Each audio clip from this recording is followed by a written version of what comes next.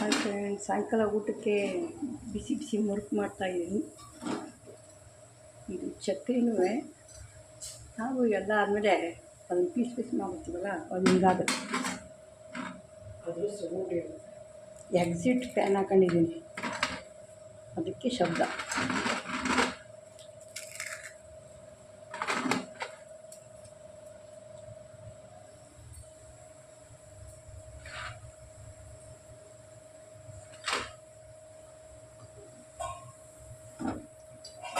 ಉಪ್ಪು ಖಾರ ಎಲ್ಲ ಕರೆಕ್ಟಾಗಿದೆ.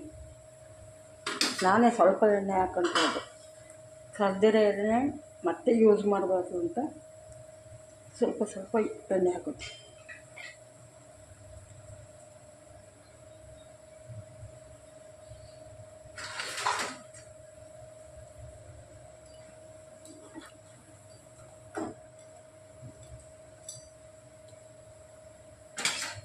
ಇದೆಲ್ಲ ಕೆ ಜಿ ಗಟ್ಟಲೆ ಮಾಡಿ ತುಂಬ್ತಾಯಿದ್ವಿ. ಇವಾಗ ನಮಗೂ ಶಕ್ತಿ ಕಡಿಮೆ ಆಗ್ತಾಯಿದೆ. ಎಷ್ಟು ಬೇಕೋ ಅಷ್ಟು ಬೇಕಾದಂಗೆ ಮಾಡ್ಕೊಳ್ಳೋದು, ತಿನ್ಬಿಡೋದು.